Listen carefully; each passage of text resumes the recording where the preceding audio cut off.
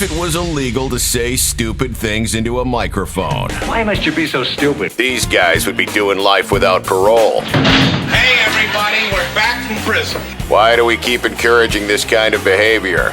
It's the Breaking the Ice podcast with Josh Dolan. You know, we could, go to jail for this. Along with Mike Shue and Isaiah Moskahana Mana Blitz Boskowitz, whatever the hell his name is.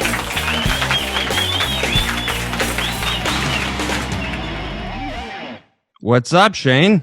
It's got to be Shane Vitko. It is. That's definitely not Isaiah. No, it's not Isaiah. What's Isaiah's up, Shane? Guys, you know, just another day in shitty LA. Shitty LA, huh? Oh, I mean, these days, yeah, dude, it's just too much. It's too much. I'm getting ready to, I'm flying out to Texas next week to go look at houses. And then I think me and my girl are dipping in January. are you going to move in with Joe Rogan? Right, he's in Austin. Yeah. Yeah, I looked at Austin, I looked at New Braunfels, and then we found this area in Montgomery County, just kind of north of Houston on Lake Conroe. And I don't know why Texas. I have no fucking clue. I mean, we just looked around. All I know is I can get a 4-bedroom, 2-bath, yard, garage, run around naked, put a hammer on the wall if I want, and pay $1,300 a month. I'm in a 1-bedroom shoebox in shitty Koreatown, and I pay like $2,500 a month. It's insane. Wow.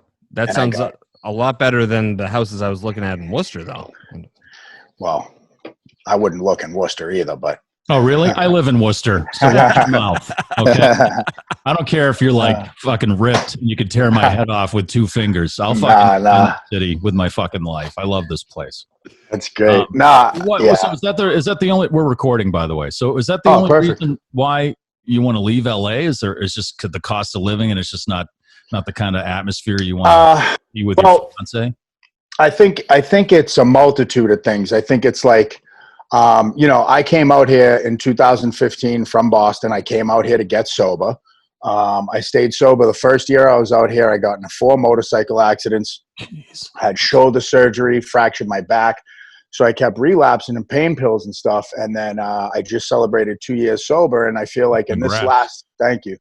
And in this last 2 years, I mean, so December would be 5 years in LA. And it's like, that was my 5-year plan, is like, I just turned 40. I didn't really know where my life was headed.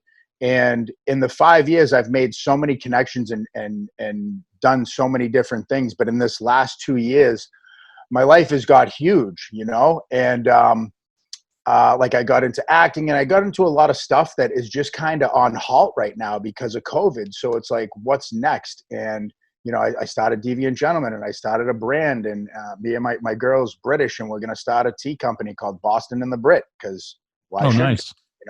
I just Boston, feel like you're not calling it Boston Tea Party or, Well, I wanted to give her some leeway on that, Okay. kind of. Finally, Bostonians and British are working together on tea. So it's right. You Well, I told her harbor water. Yeah. Yeah, I told her Paul Revere would not be happy if he was dating. But yeah, man. So I just feel like, if things changed, I guess I could always come back. But I've tried so many different things, and I was in a play, and if you told me back home, I grew up in Reading, and for me it was always like, you didn't want to be a kid from a town. You wanted to be from the city. You wanted to be from Boston. You wanted to be from Southie. You wanted to be from Charlestown. Like, that was where the tough kids were, not from Reading.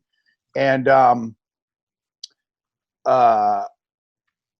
shit, I lost my train of thought. But yeah, man, I came out here and just I guess I was allowed to finally tap into me and be okay with me and try different things and try a play and try acting and try all this new stuff. And then it turned out wow, this is actually kind of fun, and who gives a shit what people think? And it turns out it was just my own insecurities. No one made fun of me. My friends came and checked it out, and they were like, dude, that was so cool, and it's just one of those things where I feel like every time I've been more vulnerable and put myself out there, I've gotten so much more love and people reaching out to me than when I'm closed off and angry and bitter and I'm just pushing everyone away.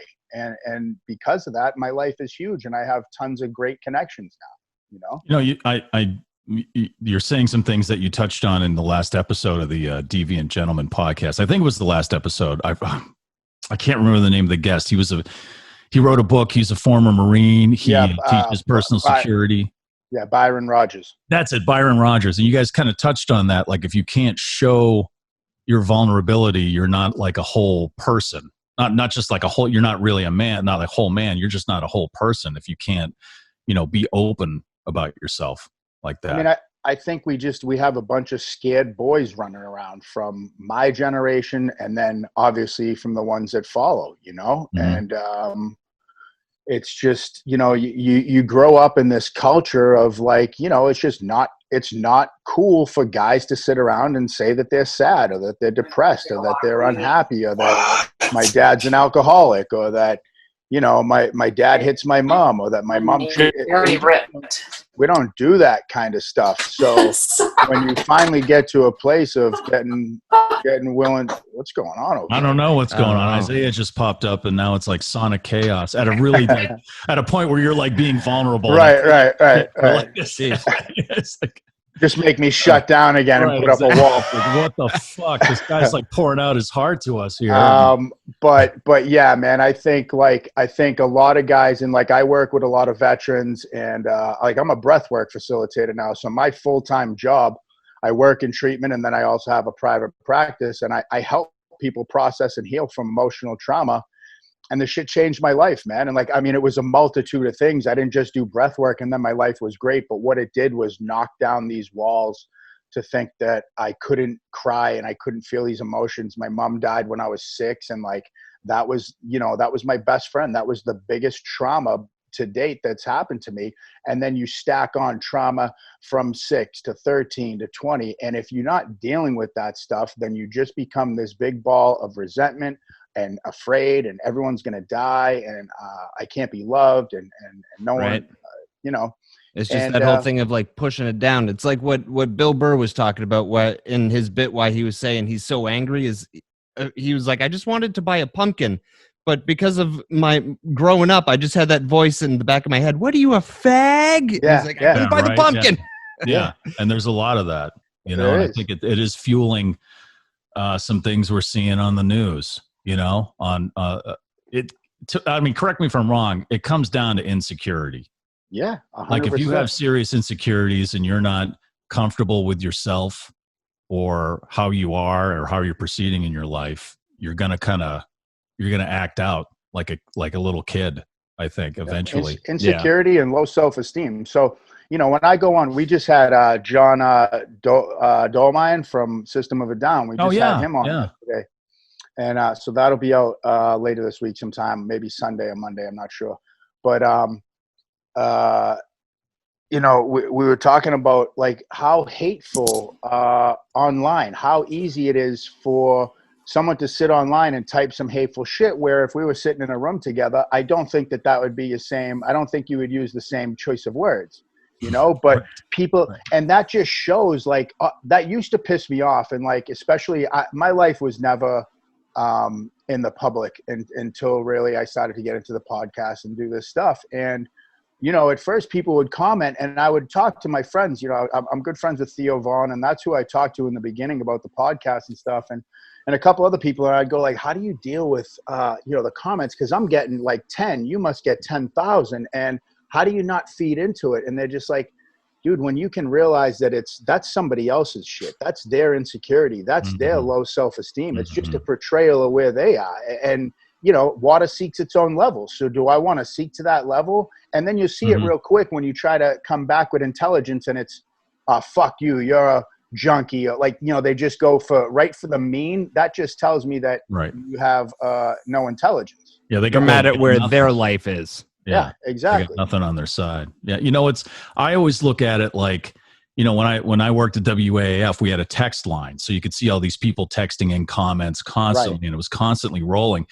And some, every now and then, I mean, for the most part, they were cool. There were requests or whatever, someone trying to say something funny or something. But every now and then you get the guy saying like, you're a fucking idiot, or, I can't believe how much you suck. And it's like, I was like, oh, I'm going to fucking find out. I'm going to search this guy's phone number. I'm going to find out where he lives. I'm going to kick his dog and slap his baby, but after a while, I'm like, well, one, I'm getting a reaction out of someone to the point where they're picking up their phone And whether it's positive or negative, they're reacting. And then the radio business or any media business, as you know, as we all know, you get a reaction. You got to you're doing something that's creating a spark. Yeah. And then another thing is this is the guy who gets up in the morning and looks at his wife or girlfriend. It's I hate my life. And then he goes to work. His commute sucks. His boss is a dick. And the highlight of his day is texting me and saying, I suck. He read my text on the air. Right. Yeah, and so maybe I'm rationalizing this, but I think that maybe I helped make that guy feel better. If he didn't text me and tell me I sucked, he may have that guy lives in his mom's fucking basement. Let's be serious. Well, he may have gone home and punched his mom in the face if he didn't tell me I sucked. No, he just had to go upstairs because he's in her basement. Well, I'll get a lot of times. So when people make fake accounts for Tommy probably twice a day, and they'll put Deviant Gentleman in the bio. So I get an alert hey, Tommy Vex added you to the bio is what I see on first glimpse. And I'm like, it's already there. So I click on it. It'll be Tommy Vex 01, Tommy _, and it's fake, no followers. And you're sitting next to Tommy. Did you just follow me? And they put a post up that's had a great guest today, blah, blah, blah. And I leave a comment just dude, you're a clown. Go have your mom heat you up a Hot Pocket and knock it off. You know what I mean? What are you doing, dude? And that's exactly what's going on too. Also, Shane, this is Isaiah, co-host nice to meet you, Isaiah. Hey, Shane, this is the very first time either of these two douchebags have been early for something. So I log on and think, okay, I'm going to be getting a couple beers. And you were in the middle of something emotional, and I was in a bad Wi-Fi. I'm like, I just fucked this thing up, and it's the first time Mike and Josh have ever been early to anything. Well, there was a text, saying jump on early because Josh had to test out his brand new Which you never respond to because you're fucking busy all the time. Well, that's all right. Thanks for causing trauma, Isaiah. I appreciate it. Listen. If there's anything I can do to help you get back out of that thing, I'm all in with the PTSD shit, kid. I'll help you. Appreciate it. I'd love to start over again. So hold on. I'm sorry. Go ahead, Josh. Take two. Go ahead. Oh, I was just gonna say to what you were saying, Shu. You had to remind me of that all the time with the text line because when we were doing afternoons together, there would be 97 positive comments, and then one that would go by that would be why is Josh on the air with you? And I would focus on that. Yeah, don't focus on those. Ever focus on those. That text line Mike was talking about, Shane.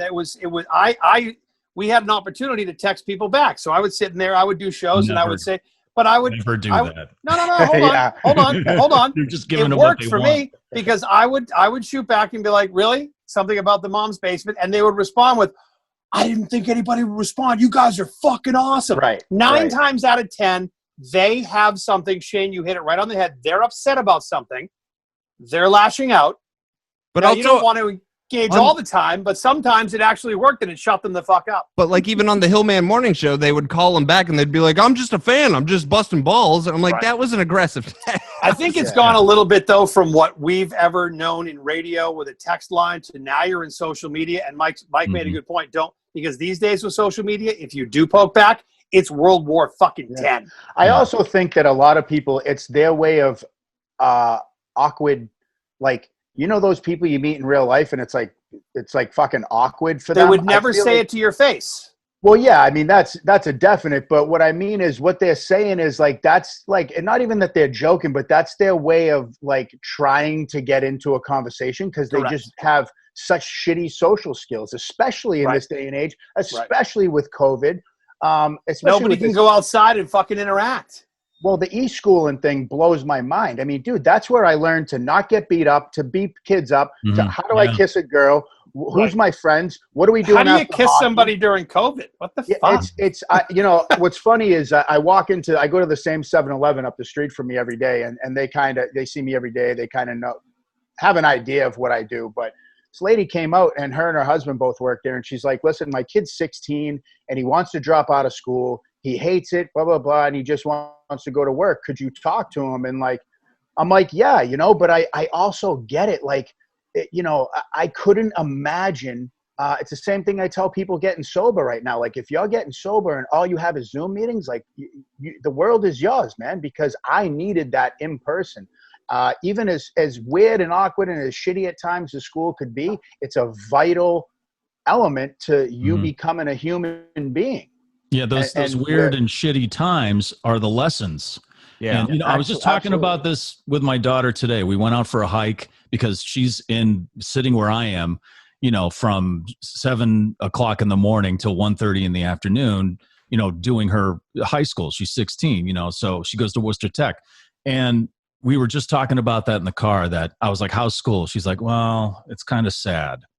I was like, what do you mean? And that whole thing, it's like, there's no, I'm not seeing anybody.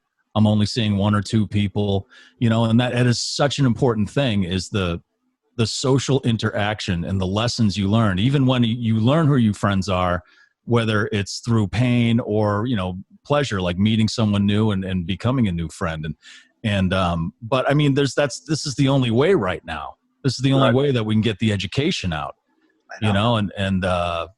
but yeah, this is going to have a long-term effect on people. Well, certainly people who are younger, we might be able to handle it a bit being older, but your daughter's 16 and she just said it was sad. So she's used to, think about 12, 13, 14, 15, 16, sweet 16, 18, those are times. Yeah, and if her next 2 years are like, I saw 2 people and this fucking video bullshit, it's going to have a long-term effect, unfortunately. There's a lot that we have to figure out because of this for 10, 20, 30 years to come. Yeah. Well, Shane, listen, before we go any further, we probably should have done this up front, but we just started talking right away, and that's kind of what we do here at Breaking the Ice. And we still haven't nailed the intro. Yeah. We don't have an intro. Hey, look, do you see my background? Intro. Yeah. I know, that's cute. Very nice. Josh? Do you have a green screen now, Isaiah? No, I pushed a button. It said virtual background. There was a picture of a chick that was oozing cum from her ass, and I'm like, don't. Yeah, our sponsors who are wonderful. Garage Doors Plus is a sponsor. Right after the oozing from the ass, you do it then. Yeah, and Wolfpack Coffee, which is a great organization run by veterans, owned by veterans. They make great coffee. And invokemedia.com. So no oozing asses for But Invoke Media did our website. So if you go, once this episode is done, Shane, it goes to breakingtheicepodcast.com. If you go to that website, it actually looks like we know what we're doing. Yeah. Right. Well, our merch doesn't look as good as DV Gentleman merch, but Right. Wait, hold on. Our latest. This is our latest. Can you see that? It's a little bit blurry. A racist cock. That is decent. That's good but stuff. There's a reason why, because months ago when we started this, is. Mike Shue pulls up this fucking rubber chicken, and we're like, wait, what? And I might have been saying some fucking stupid shit, and they were like, fuck you. That's our racist cock. And there he is.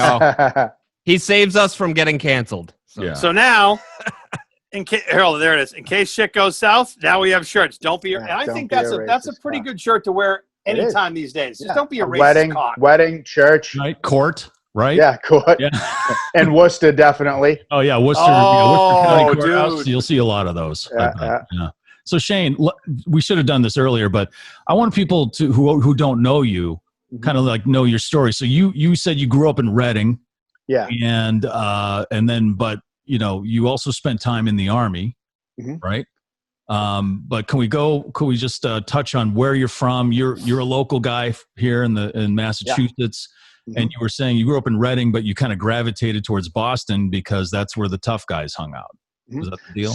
So my old man grew up in Roxbury way back in the day, and my grandfather, the whole mom, dad, all this stuff is. I have a crazy dynamic. I grew up with my adopted father, but he's raised me since birth, so I would never call him anything other than dad. But his dad was from Yugoslavia, migrated to the North End. When he was in the North End, he said, "Oh, this property's opening up in this great place called Roxbury." Moved there. Well, turns out it didn't turn to be the best decision he made in life. So my old man grew up there with 2 of my aunts, and and then ultimately ended up meeting my mom after she had me, and he was in the picture immediately, and they wanted to move to Reading because my mom was from Lynn or lived in Lynn, and my dad had lived in the city his whole life, and they wanted to get me to the suburbs to kind of keep me shielded from the city. Now on weekends we would do the weekend stuff and go see family, whether it was in East Boston or wherever it was. And every time I went to the city, I remember feeling like, man, this is such a larger scale of life compared to just this little area that I live in. And now you fast forward to like my mom passes away when I'm 6, and like me and all my friends in Reading, I feel like we're all the ones that like either the parents got divorced, a parent died, and we were just getting by enough to still live in Reading, but not be quite the high end. So we were, the outcast in a town, and we just didn't fit in. We caused a lot of trouble. We smoked cigarettes, smoked weed, drank, did the shit. And every time we would hop on the T and take the purple line to we started with Malden and Everett and Chelsea and all that, and further getting into the city. But every time we went, it was such an adventure because you could get away with so much more shit because nobody cared and people weren't dying to call the police on you. So we gravitated towards that as much as we could until a point where it was like, I have to get out of this town because everybody knows me, the cops know me, people don't want their kids hanging out with me. And I accepted that role. Again, the insecurity and where do I go from here was I played hockey my whole life and I was pretty good. And then when I was about 15 or 16, I think freshman going into sophomore year, I caused a whole scene on the ice, hit a kid with my stick. It was bad. Police on the ice, my dad, and I got banned from the dual state and Middlesex league for life. Sounds like Derek Sanderson. Yeah. And I'm like, it was Happy Gilmore. And I'm like, right? if I'm not playing hockey, then I'm not going to fucking school. I'm all set, right. And I dropped out of school. And then from there, it was just, bad decision after bad decision. Got kicked out of my house when I was 16 and, went and figured it out for a little bit. And then, when I was 20, then I joined the Army and then thought that was going to switch things. Was that like an officer and a gentleman thing? Like you had nowhere else to go. So it's like, I might as well try the military to kind of get some structure, or else at least they'll give me a place to sleep and some, 3 meals a day. So at 19, I finally got my good enough diploma. I got my GED. Started going good to enough diploma. I've never heard that. started going to Middlesex Community College. Turns out you could cash in your books and use it to buy weed. And that's what I did. So I pretty much went there to just smoke weed with kids and watch all the Armenians sit in one section and drill cigarettes the whole time. So it didn't work out. Yeah. And then, so the way that the military came about was, it was 2000 and it was the tall ships in Charlestown. And I went down to the tall ships with one of my buddies. We were drinking, kid bumped into me at a tavern on the water. And, later on, we were on the highway drinking and driving, and I saw the kid. And I'm like, I'm going to chase him, and we're going to beat him up. And I chased him, lost control of my car, smashed into the guardrail on 93. State police came. I got arrested for DUI, possession of fireworks, which were in my trunk that I had no idea were there. And we never know the shit in our trunk. How the fuck? Come on, we're from Massachusetts. So now I'm looking at my first DUI and I'm nervous, And a friend of mine was enlisting, and I was like, you know what? Fuck it, I'll join the Army. And I shipped off and went to Fort Benning, Georgia, and went through infantry school, and came home for a little bit. Ended up getting the charge dismissed and license lost for 45 days because I was a veteran and blah blah blah. So really, I did it to beat that case. And then I wish I knew that was an option. Yeah. Oh. And I was in the Guard. I was out of Cambridge, Charlie Company 1st and the 181st, 29th Infantry Division out of Cambridge. And we got deployed 8 days after 9/11. We got sent to Bosnia for a peacekeeping mission. And I was 21 years old and full of piss and vinegar, And the problem was then I came home. I came home when I was 22. Now what? What do I do now? I did the stuff. I graduated. I went and did this. What do I do now? I took the police and the fire and all that stuff. I didn't really test well. And then little by slow, I got right back into criminal behavior, drinking, feeling sorry for myself. I don't know what I'm going to do. Just no direction, man. No direction and no purpose. And ultimately, by the time I was 23, I was a full-blown IV heroin user. Jeez. But it's been 2 years, you said earlier, right? Yeah, 2 years. I'm completely sober. I work one of the 12-step programs, and I have a sponsor. I do all the things now, and my life. Congrats on that, man. Yeah, that's tough. Good for you, man. I mean, I always say quitting smoking cigarettes was tough. I can't imagine what, quitting an opioid, something that takes over your body like that. The thing about heroin and opiates is and I've just watched it decimate my town, decimate my friends. I can't even tell you how many friends of mine are dead or locked up as a direct result of drugs, and it's crazy to think, man, because when we were 8, 9, 10 years old, that's not what we thought was going to happen, And that shit doesn't discriminate anymore. Once upon a time, it was a certain section, and now, I mean, especially now with fentanyl, it's a fucking nightmare. Yeah, it's in the farm. How old are you now, Shane? Areas, you know, I just turned 40 in April. There you go. So it's been 2 years clean. Yeah, I got my sober date is 8/23/18. So I just hit 2 years, and that's when I proposed to my fiance. Was my 2 year sober date. Congratulations! Nice. Yeah, congrats. Yeah, that's awesome. Yeah, and you guys just got a new dog, right? Yeah, I got you and Shu. Yeah, I got a new dog also. He's 11 weeks. I got him when he was 7.5. He's an 11-week Belgian Malinois. And boy, is he alive! Why? I was gonna say he looks like a little bit different German Shepherd, and it's they say it's a German Shepherd on steroids and crack. So, jeez. So it's a wolf. Yeah, exactly. So, but that's the thing is like, so I have him. We do obedience training with him twice a week, and then I have him do bite work and that kind of thing for personal security. Is that what you're doing with your dog, Shu? No, she's 11 months. She's a Catahoula mix. That's the official state dog of Louisiana, from what I learned, and they use them down in Louisiana to herd and hunt hogs. They call them hog dogs, and she is also a live wire. She's smart and she's really sweet and she's friendly, but she'll go after any other not dogs so much, but like squirrels, right. chipmunks. Well, they get that prey drive. That's right. Oh yeah, she's definitely got that going. And so how much she weighs, Shu? She's about 40, 45 pounds. Oh, okay. And she's going to fill out a little, they said, but she's not going to get much bigger than she. And then I got a 4-year-old 80-pound pit too. So I got Loki and got an older dog in there, which is good for the younger dog. Yeah. It is, because it's it's always looking out. And I tell my girl, but she's 30 and she's from England, so it's not her fault. But remember the cartoon when we were kids, and the little dog, and he's going, "Where we going, Spike? Where we going, Spike?" And yes, shut up. That's him. Odin's going, "Where we going, Spike? Where we going, Spike?" And my big dog goes, "Shut up." Yeah, the older dog's good because, you were talking about you needed guidance, and that's what the older dogs, they immediately, a dog's getting a group, they immediately figure out who's the oldest. Right. And then they kind of set the tone of the group from there on. So that's pretty and he good. puts up with his shit all day long, and he's very very good about it, knowing that he's a puppy and just being an asshole. But it's that balance of like removing him sometimes too, so that he can relax and be like, "Dude, get this." He's just biting his face all day long. Get him off me as a puppy. Yeah. But yeah, dude, for me, it just turned into like purpose. I had never had purpose in my life, really. I just kept trying different things, and I just didn't die. That's the only difference between me and most people is I just didn't die, and I didn't give up, and I kept going. And it's like, this is, to me, dude, like, this is an honor to me. Like, Shu, I've been listening to you my whole life, man. Me and my buddy were talking the other day about, we would specifically call you like, this is when you were. Oh, did I talk to you on the phone at some point? This would be at like probably 2:30 in the morning when the bars would close. Faster.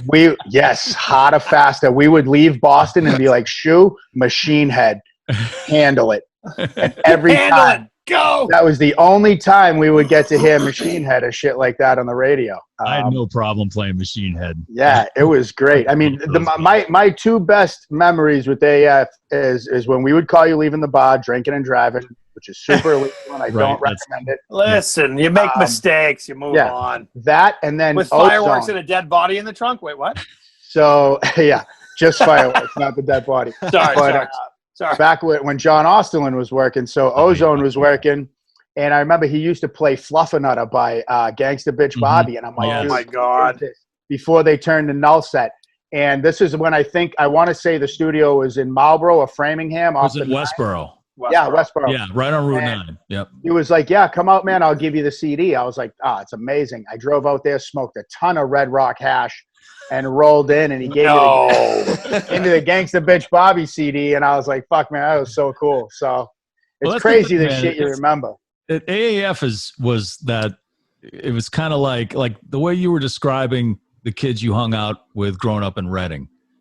That's what I feel like AAF was like when it came to radio stations in the Boston area. 100%. We were that group of people that were just like people, we were the freaks. We had the attitude problem, It was that lunch table in school. Yeah, it was that table. No, it was actually the smoking area behind the school. Yeah, there was no lunch table. We were out back getting fucked up. Nobody was in class. Yeah, that's true. We didn't go to lunch. And that's why I loved it, because it had this for lack of a better description, it had this gang atmosphere working up there, not just with the staff, but like when we did stuff like Loco Bazooka, and those big shows, it was just like there was this thing that like we were all part of. It was like we all had that same attitude, that same goal was just Loco Bazooka was another one. I remember 98, the first time Slipknot came out, and we were like, who the fuck are these guys? That was with Machine Head, right? With Machine Head and Stain. That was one of the headline triple punches ever, because it was 2 flatbed trucks, and then it was like Machine Head, Slipknot, and then System of a Down, all in a row. And I remember my brain being scrambled. I was like, "Oh my god, these guys!" And I want to say it was free or $10. I mean, it was like $10. Yeah, Local Bazooka was like $10. Yeah, out in Worcester, out in that field. Green Hill Park. Can you imagine fucking $10 to see Slipknot or System of a Down or Machine Head right now? And nobody knew who they were. It was like, what the fuck are these guys doing with these red outfits on? Yeah. I feel like their CD was even free that day, to be honest with you. They were probably giving them out. Yeah. And what was great was they got off the stage and they didn't change, didn't take off their masks or make them. They just walked out into the crowd. It was the best promotion ever. It's like, obviously those are the dudes from Slipknot. Right. And they just got down there with the crowd and talked to people and signed stuff. And yeah, that was a good day, man.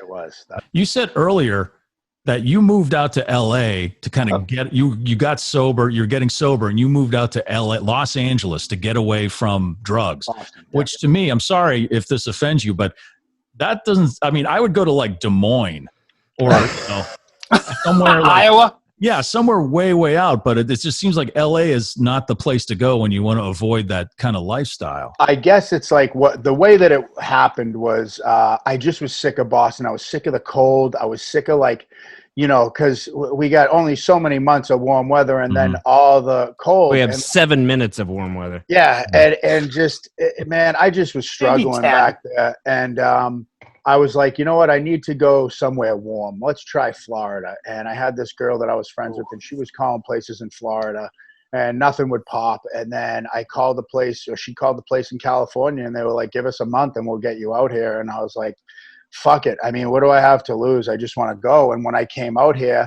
turns out it was like, at the time, there was probably 20 to 30 kids from Boston out here, and I didn't even know that. So some of them I knew from doing times, some of them I knew from other programs, and it made it that much more easier, where I feel like there was this unwritten pact of like, hey, we're all out here trying to better our lives and fix our trauma. Don't tell anyone I cried, Right. Until we got to a place where it was like, I don't really care if anyone knows I cried. But in the beginning, that was not the case, and it was dude, Skid Row, the homeless problem, drugs. I mean, I work in treatment now. Meth is a huge thing out here, which I never knew about. And apparently it's big in Boston now, but it never was when I was there.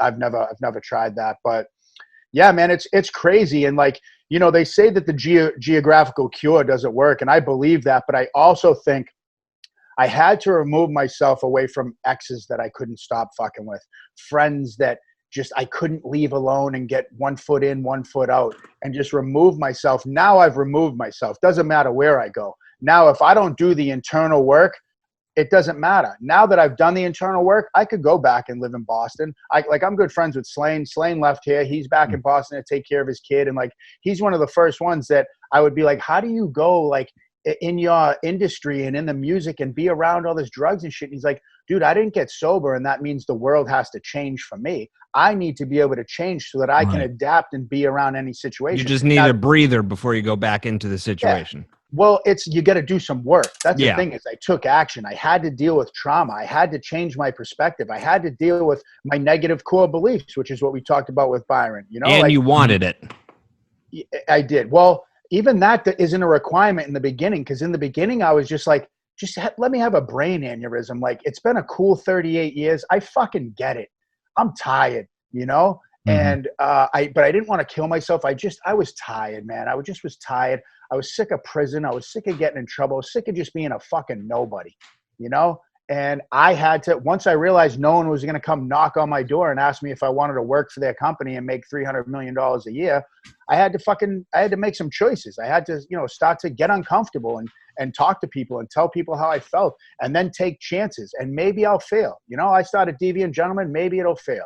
Maybe it won't, but at least I'm going to have fun doing it and I'm going to take a shot. Everything I'm doing right now, I throw shit at the wall and I see what sticks, It's better than sitting back and watching somebody else throw shit at the wall and be like, oh, it's stuck for them. I wish I did that. Right. Yeah, while I judge you. Yeah, you got to do it first. Yeah. You got to do it first. I asked somebody when I came out here because someone was like, you should think about doing stand-up and blah, blah, blah. And I was like, I don't know if I should do it. And someone was like, the difference between somebody that does stand-up and someone that doesn't do stand-up? Somebody that does stand-up and somebody that doesn't do stand-up. Right. It's that simple, man. You either do it or you don't. Is that the new dog shoe? Yeah, I'm sorry about that, you guys. Now it's just... Come on, this is life. She wants to see what's going on there. Hey. What's up, baby? Wow, look at that face. Baby. She's got a really interesting coat. That's the Catahoula thing. She's kind of now is her Instagram set up yet, Shu? I'm not doing that. Come on. Come on, let's make an Instagram. There's two things with pets. I don't put clothes on them, and I don't set up social media.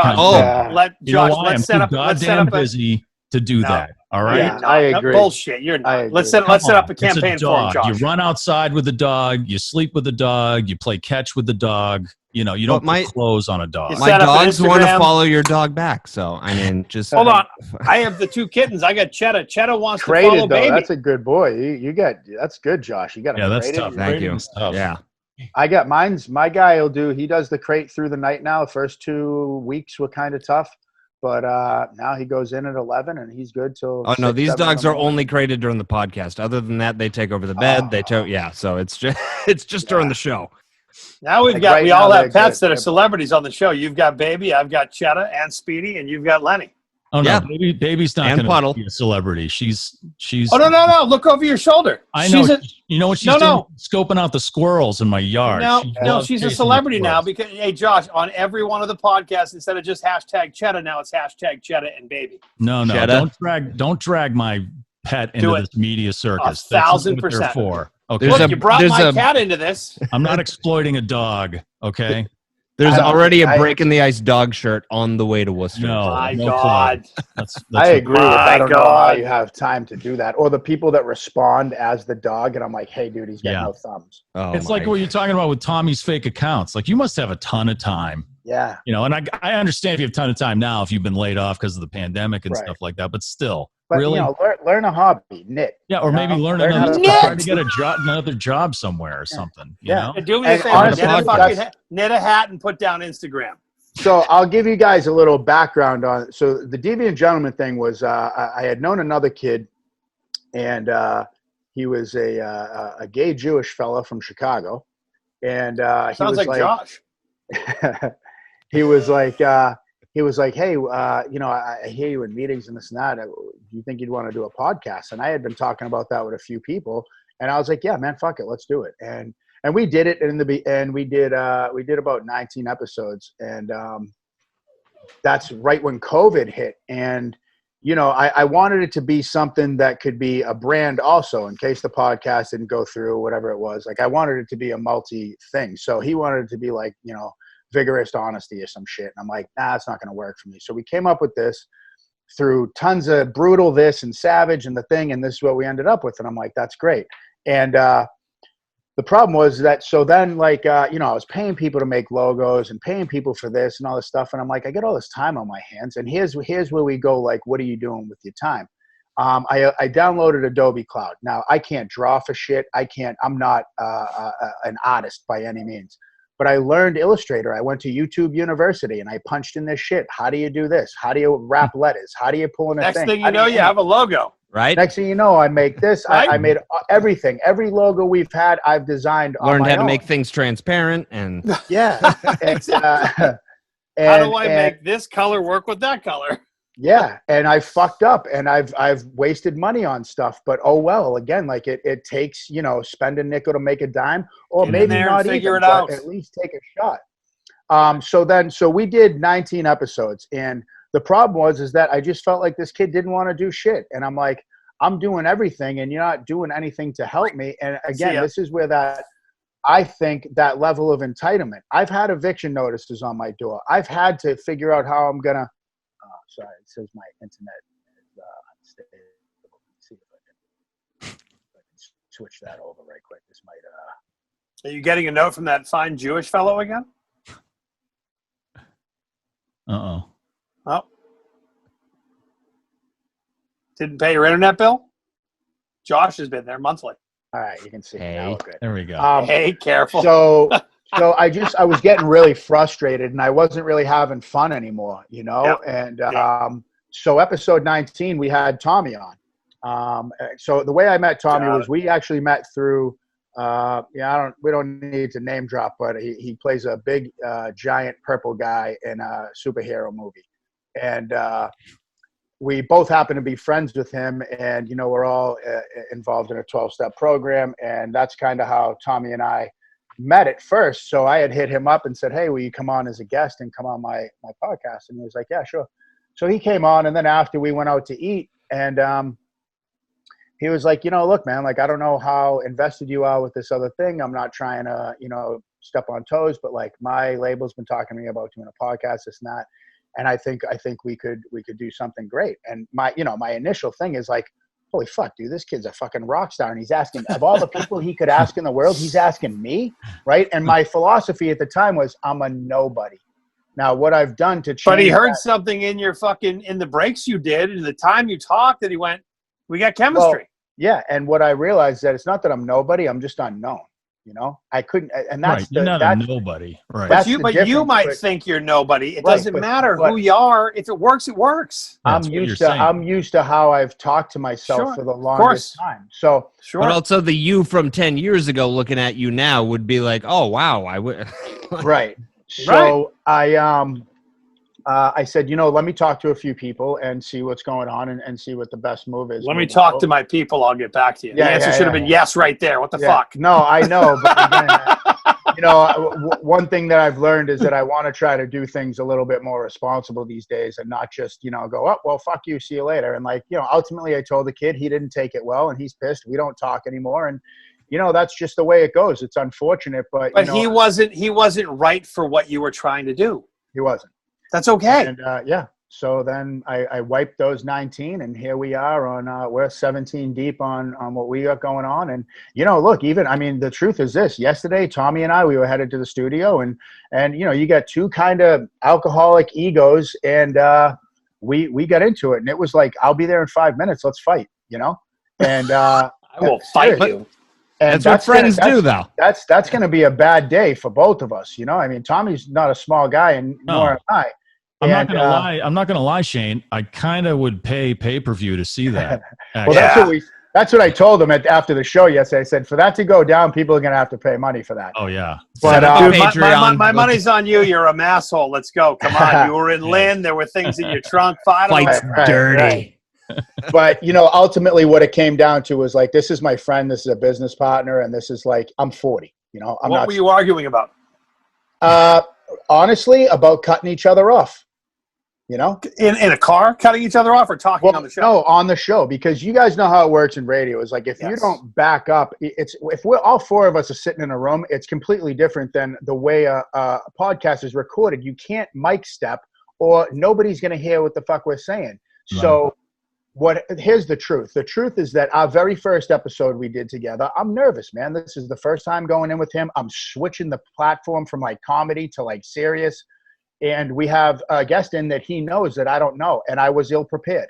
And because of that, it's me doing table tennis like this, you know, back and forth, watching a conversation. And I felt so insecure and so less than that I made it a point that, like, moving forward, I always have a format. I always have information about the guest. I always have something so that I can be involved. Well, look, I'm not the biggest politics guy or any of this stuff. Tommy knows way more about that shit. And I think what helps is that I bring the average Joe perspective to it, that gets to sit down with someone like Tommy and give them and ask the same questions they would ask that they don't maybe get to ask, you know? Right. And so it just came down to kind of like, hey man, like you know, and I had talked to him in the beginning, like, hey, like sometimes I think you cut me off, and he was like, cool. And he stopped. And then in turn, what I did to overcompensate was that was start to do it back to him without really realizing it. So I got. But that's a good relationship that you're both and you're not going to fight, obviously. But that's a good. And talk to Mike about it. Fucking how many years, Mike? Right? Yeah. How many years have we done various things? Huh? Fuck off. But just seriously, like just being able to go around the table. First time I ever got offered to do a morning show, I was like, oh shit, there's someone else in the room. What are you? And then you got to go to news. It's hard. It's not fucking easy. Right. Yeah, now it's like now Isaiah, you're on Breaking the Ice podcast, and now none of us can get a word in. So I know. Hey, at least I have the logo up there. You fuck. You can't force chemistry. No, you can cultivate it. There's nothing wrong with working on it, but it's like if it's not there, it's not there, and it's not something that you can just let go. You got to constantly keep, tending to it and stuff. It's okay that you guys are having that riff because that means. You both are type A, right? You both are recovering alcoholics, so you've got that let's go. And then you're going to figure out that it's going to be really fucking good because you both want to win. The other person, no disrespect, complacent, entitled. You use the word entitled. Entitled's fucking awful. You lazy bitch, not him. But if you're a lazy entitled bitch, don't be part of the show. Get time to go. Yeah. And I think, honestly, I mean, from the military to anything I've done in life, hockey, going to sports camps, that one kid that I always in the beginning butted heads with, fought, rolled around. Best friends. By the end. Best fucking friends. This, and sometimes that's what it takes is rah back. Cool. Right. Yeah. Get it out of the way. Get that stuff out of the way and figure out. That's also the masshole way. I'll fight you. Right. Well, and Tommy's from Brooklyn. We'll use our last names out of Brooklyn and the Massachusetts. Of course we're going to fight. He's probably a Yankees fan. Yeah, of course he is. I know he is. We talked to him. So that's the history of where DG came from and how Tommy and I linked up. And, now with the potential possible moves, again, this could be the platform, or we could do like we link up, because what happens when touring starts again? You know what I mean? Mm-hmm. We're going to have to figure that out too. But again, man, it's just, I feel like a lot of things are fly by the hip. You figure it out. We got the technology to make things happen. Of course, in person in that studio is great. But, I feel like it's just kind of time for the next chapter, and whatever that looks like is what that looks like. Think about the touring part. Sorry, Josh, go ahead. No, I was just going to say it's like sometimes you do just got to roll with the punches or just go with the flow, because when I first started doing Breaking the Ice podcast, I was doing it with former Bruin Andrew Raycroft, who was goalie for the Bruins and the Maple Leafs. And like what you were saying with Tommy, where you're like, why does he want to do a podcast with me? I was like, I stood in line to get your autograph, and now you want to do a podcast? And then it was like, he got busy doing full-time stuff with Nesson, and then I started doing the afternoon show with Shu, and then so that kind of stopped, and I was like, well, Breaking the Ice is done, and then AAF went off the air, and now this is like my whole life now, so it's just kind of weird how we'd probably end up in the news after doing something terrible, so it's a good thing that this is still when I'm not doing this, I'm usually in downtown where I live with no pants on, so it's not good. Well, not good. So I talked to Danielle. Right. So nice. She was just over here yesterday. She's a fucking rock star. She was like, I wish you told me sooner. I would have told those guys to fuck with you. I'm like, I messaged you like 3 days ago. You just don't check your shit. But I was asking. He's gonna fucking give me shit for you being on, because we had Tommy on and we had Bill Labonte. Bill. Oh, and she was so fucking pissed. She's like, you need to tell me when you got the rockers on, and you're part of Tommy's world. She will be pissed when she sees this and goes, why don't I know about this? We're going to clip it and tag her. Yeah. Yes. But because I was asking her stuff, because I remember when I was seeing the thing, like, some stuff on Carrie's page and shit, and I was like, damn, AAF's really, like, I remember when BCN went to shit, and I was like, what the fuck? And now but AAF, I'm like, that can't be. Say it ain't. Do you realize that FNX, BCN, and AAF are all gone? Yeah. What are you going to listen to? 94.5 or Romero? Is that all that's left? Probably just going to go with Siri, play Slipknot, and I'm good for like 3 hours. Yeah. But there used to be 5 rock stations in Boston at once. 101. There was 101. Yeah. Yeah, there was in Boston. Weren't in the market, but you had like BCN, AAF, FNX, you had COZ at one point, was still in there. CGY. CGY up in Lawrence. You know, and then you would have HJY bleed in from Providence. Rock 101 would bleed down from New Hampshire. Yeah. So and literally most of them are all gone. I know. I remember when 1017 was like the club shit for. Oh yeah, they changed the EDM for a little while. Yeah. They were like the Molly station or whatever. And the Molly station. That didn't work out very well after a while. I broke into radio in the wrong decade. It just wasn't the right time. Yeah, they missed the mark by they were 10 That's years fucked early. up. The guy that was running the company that Mike and I and Josh used to work for when I was going back doing part-time stuff, I joked, half joking with him. I walked in his office and said, "Boy, so you were in charge of killing BCN and WAF, huh?" Oh, no. Yeah, I was standing next to you when you said that, and I just slowly backed out of you. He's like, I'll tell you something. That guy though, he tried. He did. Mark Hannon was a good dude, and he tried to make AAF work, but it's up to the upper ups, and they had the right number and all that. It's just business. I think it's always good when it's tough, man. It's tough for radio to survive right now. No, very hard, very hard. And it's not because the platform doesn't make sense. Sometimes, unfortunately, it's the people that run it. I'm not saying anything about anyone local here, but if you don't understand and pivot, the business as a whole hasn't changed. If you turn on any radio station right now, it's very similar to what we listened to as kids. It's a top of the hour ID. It's a break. It's a song, another song, another break. Okay, really? Where's the change? Where's the acting like this show right here that we do, and any podcast you do, Shane? It's a conversation. Right. It's a real thing that someone can listen to and go, okay. And then you interject the sponsors in a different way. You get a shirt. You do product placement. The industry has never been willing to change, and unfortunately, now you add COVID to it. It's going to really be a hard comeback for that type of business. Well, especially for music stations, and especially for rock, because you can get your music anywhere. Anywhere. You can get it without the commercials and without some dumb DJ trying to be funny in between the tunes, but that's the way you fight that, is you add more personality. You keep the music, but you got to add more personality to set yourself apart from a Spotify, or Pandora or whatever. People like podcasts, and not this one because 3 people listen. Yeah. Seriously, basically, yeah. But they're stories. They're conversations. We're sitting here talking to Shane. Someone wants to go, I'd like to know a little bit more about that. They listen. Yeah. They're engaged longer. So one of the terms that we would use in radio for selling was time spent listening. Mm-hmm. Right? The ratings were based on the time the listener listened, time spent listening. And it would always go down and down and down and down year after year.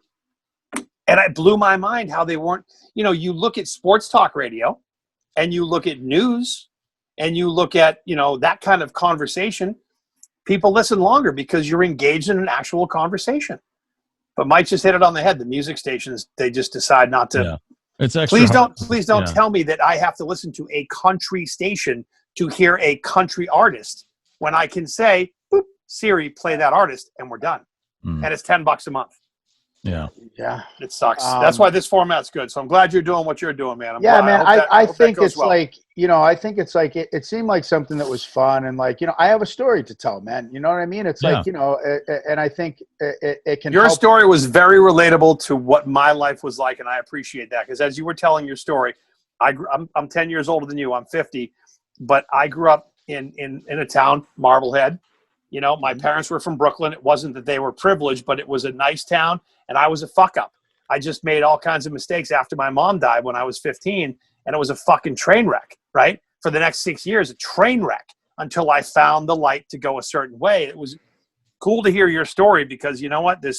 And I'm a rock radio guy.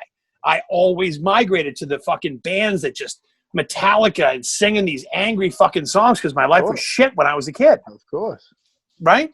But that was my outlet.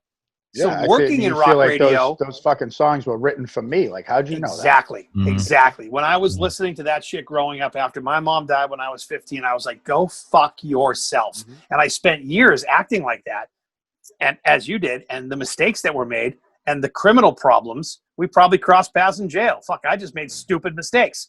And, it finally took years of whatever to yank my head the fuck out of my ass. So your story is my story, and it is, like Mike said, it's the rock radio story, and that was that band of thieves that every rock radio station. I always felt like we were the redheaded stepchild. It was always the country station or the top 40 station that had all the pretty listeners. How about fuck you? We're gonna go do some blow and listen to fucking Anthrax. Okay. God, yeah. Minus the drugs, because we're clean, right? Right. But, yeah, absolutely. I think I think another thing that's really helping me right now too is like I said, man, I just want to have fun with this and tell my story and do what we do. The story's a good one. I don't like the fact that even, we don't have this like huge thing, but I mean, dude, over 2,000 people decided they want to fucking follow me on YouTube, and like the views, there's over 2,000 to 7,000 or whatever. Like, I'm not making money. We're not doing anything yet, right? But that's the only way you get to that point. You don't just wake up and go, oh my God, 70 gazillion views today. Right. We've arrived. Like, you have to put in the work. And the fact that anybody is even willing to watch that was more than I expected, So that was Josh's vision with this show. Look, there's a logo. What the fuck? Yeah. What are we doing? But like even when I look at the numbers for like the episodes where like I'm like, they went down, but I'm like, well, that's still half the TD Garden listening to us. So I mean, right?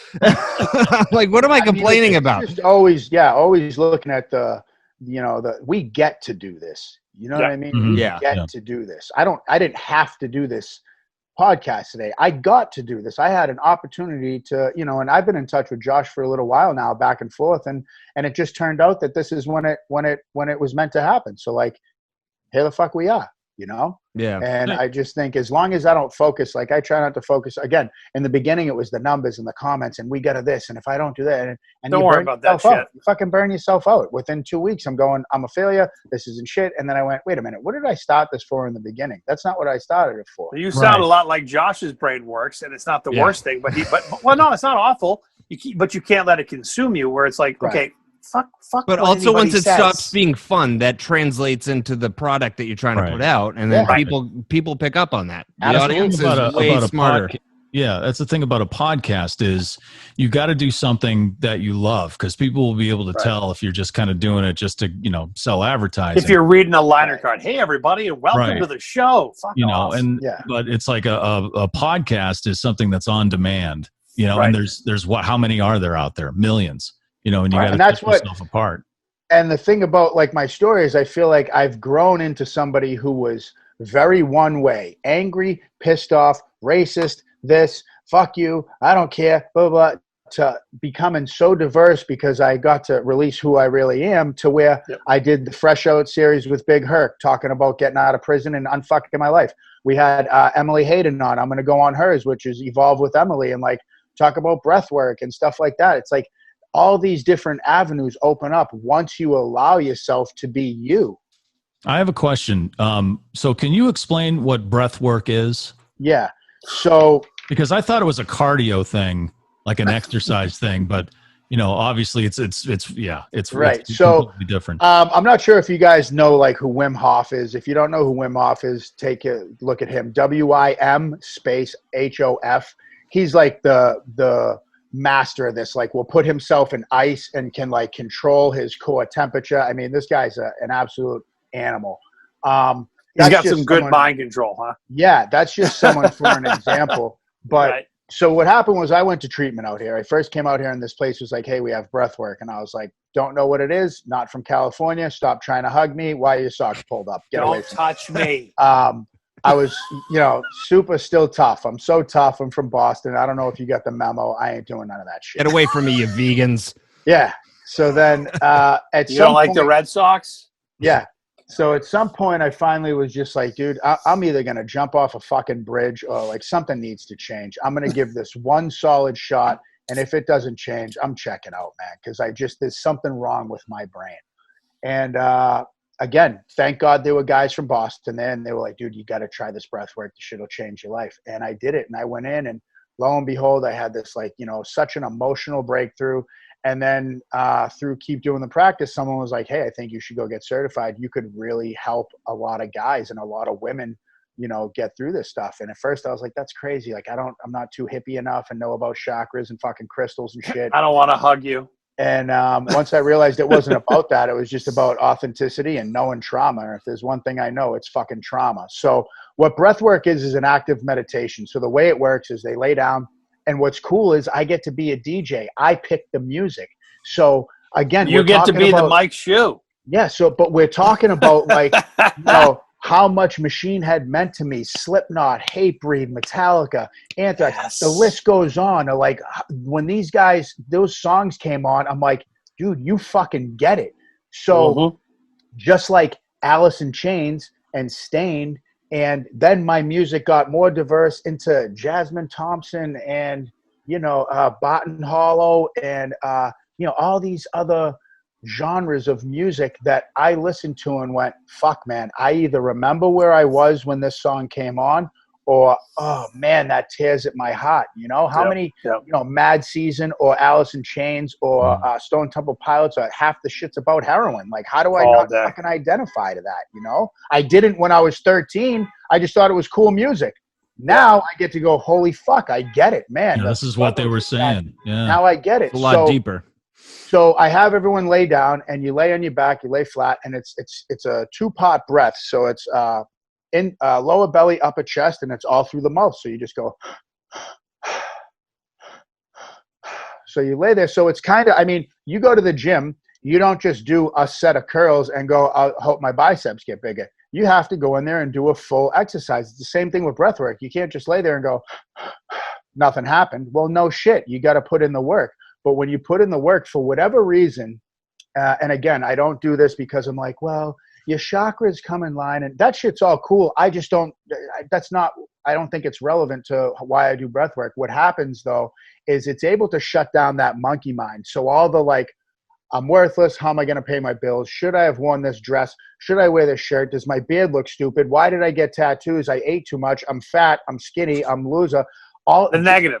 Yeah, or not even it just, and then is the TV on? Should I put the TV on? Where's the dog? That monkey mind that's just from the minute you open your eyes, it shuts that down. So if we shut that down, then it goes, oh, fuck. My mom died, and that was pretty goddamn sad. Wow, I remember when I was 5 and my mom and dad would fight, and my mom would leave, and I would sit in the window with that locked up chest going, oh, my God, please come back, please come back, please come back. And what happened? She pulls in the driveway, and I go, oh, fucking thank God, right? So when she died, here I am, a kid in the window, looking and looking and looking from 86 to fucking 2018, waiting for that fucking car to pull up that never pulled up, you know? So, so it slows down that mind and taps into the shit, that shit that we keep. Every time you go to cry, especially a man, and you go, and you fucking swallow it and just stuff it in the pit of your stomach. And it's like an exorcism, really. You know, it's an exorcism of getting rid of this negative shit energy that we've held on to for so long, and you let it out. And it's good for PTSD, for depression, for trauma. And not even like, even if you're somebody like, I'm at a point where I've done so much work that it's not that the trauma goes away either. It's just that the way I explain it is like, it's got me by the ankle now, whereas it used to have me by the neck and make my decisions for you. Where are we going today? Whereas now I kind of drag it around with me. Like, it's never going to not be there. I'm never going to not deployed. My mother's never going to not died. Like, that shit's always going to affect me, but it doesn't have to make my decisions in my life for me anymore. And through breath work kind of cracked the mold. And then that allowed me to do more talk therapy, EMDR, neurofeedback is something I highly recommend. If you're a veteran, go on homecomingforvets.com. It's free. It's just $300 a session thing, and it is offered to veterans for free nationwide. Neurofeedback also changed my life. And yeah, man, again, these are all things that had I not came to California to a softer state, if you will, which it is. It's a totally softer state, of course. And it is. But you know We're what? fucking douchebags someone like here. me, I needed that. That Massachusetts, like, don't shut the fuck up and handle your business. Get up, go to work, put some fucking dirt on it. It worked for my dad. I wish that could be me. You know, life's tough. Get a helmet, he used to tell me. You know what I'm saying? And I go, oh, I just wish. And he'd go, wish in one hand, shit in the other. Let me know what you get first. You know, like, that's how we grew up. Out here, it was a little softer. And like, hey, and I needed that. I really did. And now I've been able to find a balance of like, Good. It's okay to show some softness. I'll also fucking knock you the fuck out if that's what it has to come down to, but I would prefer it does not, sir. Right. You know? But I will break your neck. Yeah. So is California really softer though? The place is on fire. It's going to fall in the ocean. Oh, stop it. I mean, seriously, it's a whole different kind of hard out there. You're kind of living, you're living with world destruction every day.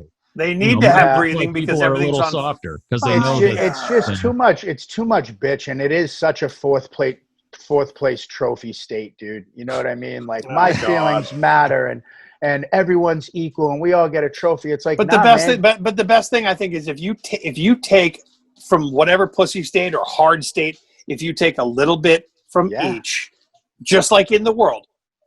I don't know if you're right or left or up or down, but if you take a little bit from here and a little bit from there and apply it to what makes sense for Shane or Josh or Mike or Isaiah, you'll be fine. You're in a place where you were in I was in a shit place in Massachusetts. I had to go to Bangor, Maine, bro. Bangor, Maine.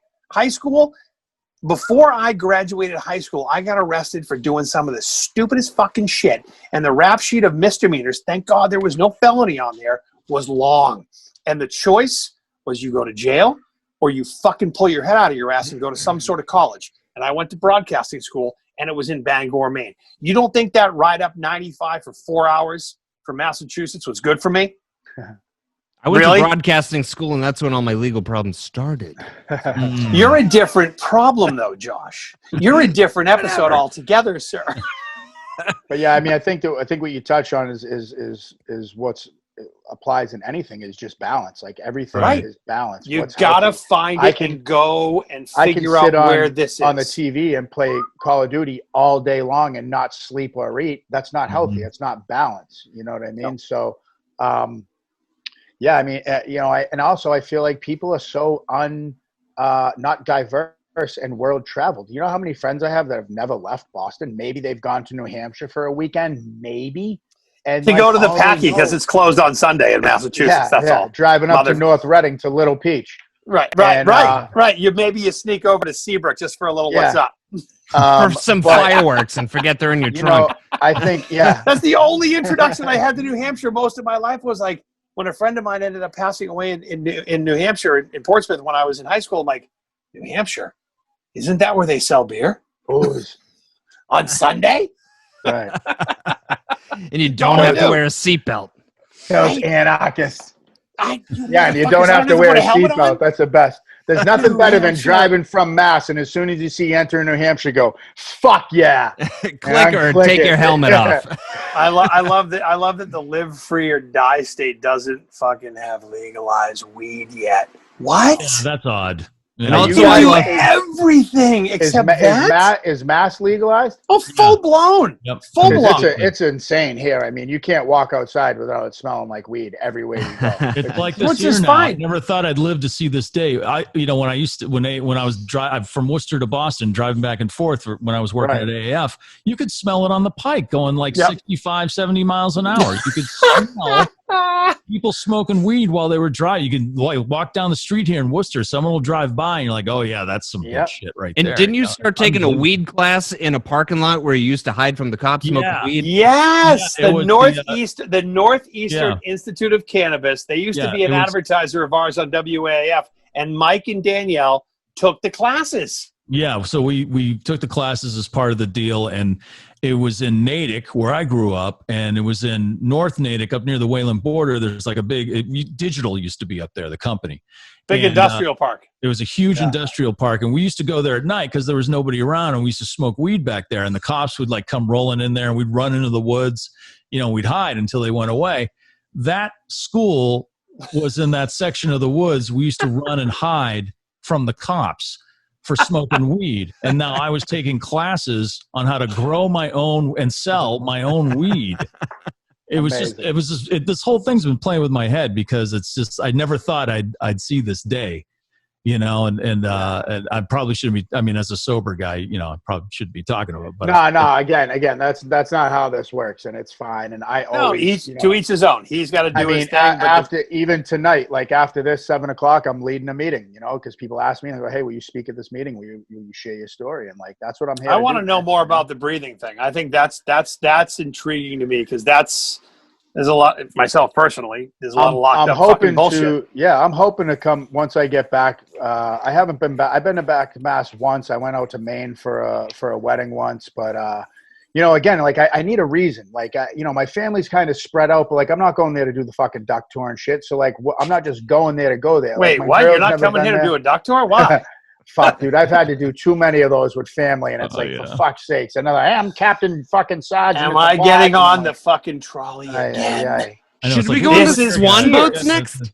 This is where Cheers is. Yeah, God. Where Cheers was. But, so I'm doing something with my buddy out here. One of the guys we did an episode with a couple of the athletes from Hard to Kill Fitness, and one of them's a ex-Special Forces. And he's an LA cop out here. And, again, man, this is like, my life is so nuts where like I have officers reaching out to me today and being like, hey, it's really inspirational to hear your story and all this stuff. And like, I never thought that would be me ever. I was always fuck the police, all this shit. And it's like, for what, man? Like I didn't have a fucking genuine reason. I just wanted to be angry. We all grew up though. Yeah. We all grew the fuck up. That's what happens. That's part of it too. Is just like I don't know if it just took that I had, took age, but I just don't have that fight in me anymore. I have a fight in me for other shit now, and that's to be good. Like I feel it's like a villain that like turned into a hero for good. Like I started using my powers for good instead of evil. Right. No, it's like the Joker that just said, you know what, I'm gonna do a nonprofit. Yeah. No, it's like the Joker that started selling cool merch, Right, That's right. Like this. Well, it's great. Or this. You've taken those experiences you've had that would, good for you, man. I applaud that. For some people that would just, kill or, beat down forever, and they just keep going down that spiral. But you've taken them, and now you're helping people get out of that same place. So that's,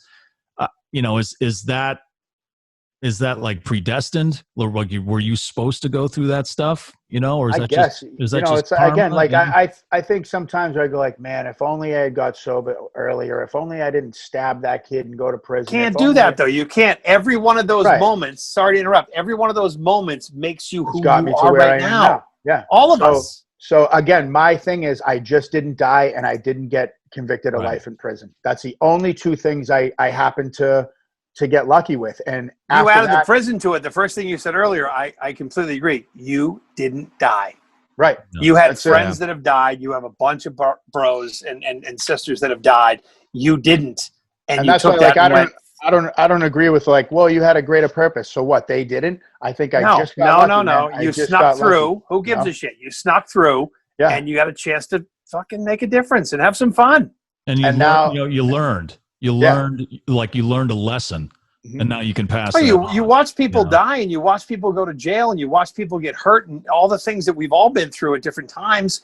You look at that, and if you don't learn from that, then you're dead inside. Like if you don't look at a situation and go, shit, this parent or family member died, or this friend went to jail, or I made a mistake, or I feel humbled for a mistake I made.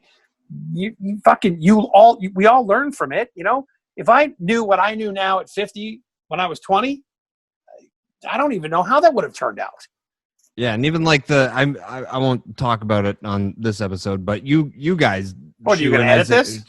No, I just don't feel like editing it, so I'm just, the reason why I'm not going to talk. No, okay, leave it in. Whatever.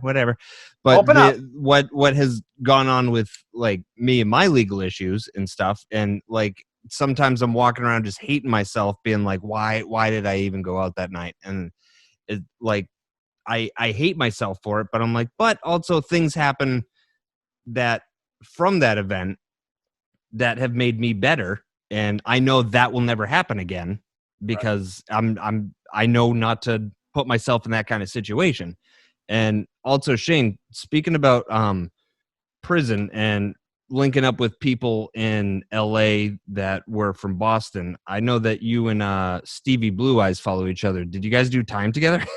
No, okay, so the again, man, it's my life is like, so my friends back home are 100% under the impression that I have an infinity pool and I'm fucking just out here fucking strippers and celebrities, and like it's not the case. You're not? Like, that's why you're on the show. I'm in an apartment in Koreatown. You know what I mean? Like, like I work, I do these things, but I've been able to, for whatever reason, again, I don't know why, and the stars just aligned and my paths have crossed with certain people. And Stevie is a friend of, like, I didn't even meet him through Theo, just another kid from back home who's friends with him and Brian Callen and shit. And he was like, yo, you should have Stevie on, blah, blah, blah. So Stevie and I just I reached out to him, and like a lot of things, I just reach out. A lot of people, some will keep me on red, some won't even read them, and some reach back. And that, again, what do I have to lose? The worst thing you're going to do is I've reached out to Sean Whalen from Lions Not Thieves, never heard back from him. It's all good, man. How am I going to know if I don't take a shot? Maybe one day he just responds. If not, that's cool too. But so with Stevie, I just hit him up and was like, hey, man, I'm another kid from the North Shore. He's from like Peabody or Beverly or some shit. And I'm like, I'm from the North Shore. Did a lot of time. I know you did. He did Fed time. But, and I his story's wild too. Yeah. And had like stage 5 cancer or something. Yeah. Well, he actually he had COVID too. My God. But being married to his chick, I guess, makes up for it. But, but yeah, so we just started talking and we just like kind of became friends through social media. And like, I was trying to get him in on the first one and then trying to get him in on this one. And he's like, I want to do your podcast, just so you know, ask anyone. I don't do podcasts ever.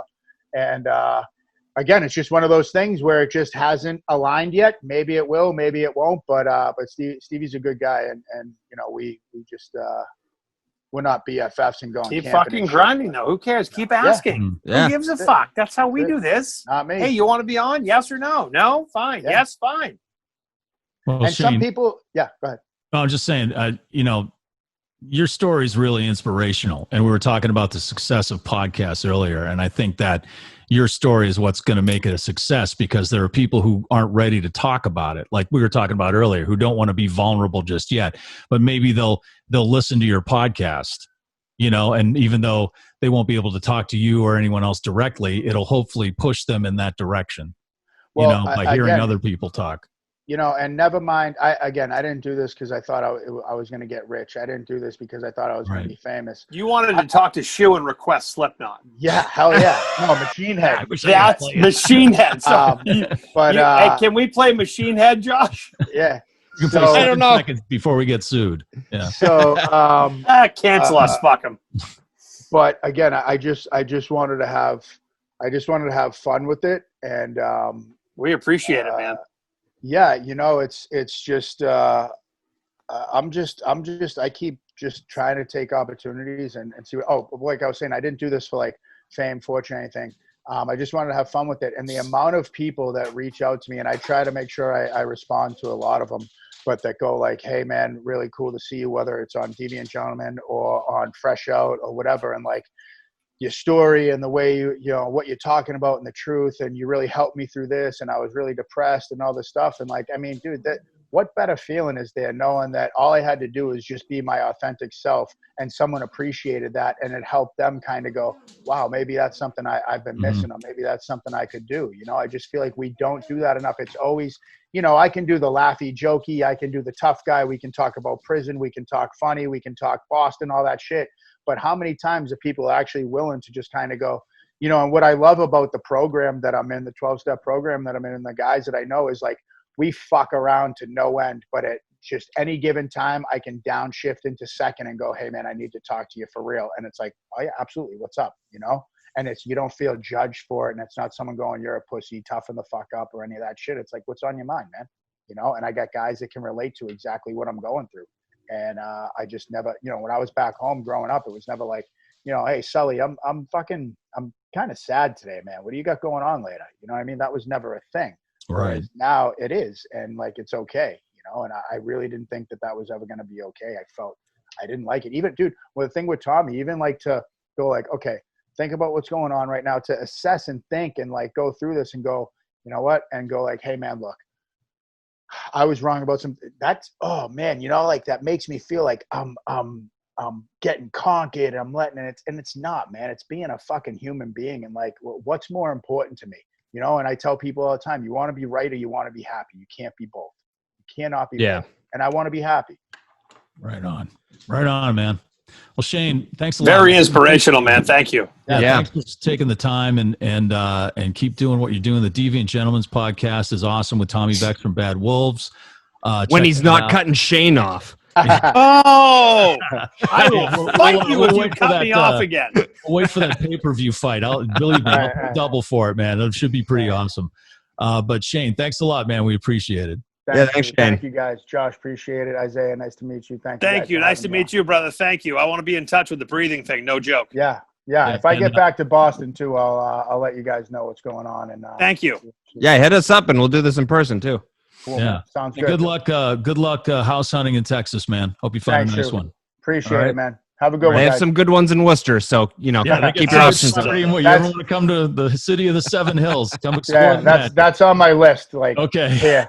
Kelly Square is way nicer now. All right, later, guys. All right, see you, man. Thanks, buddy. Thanks.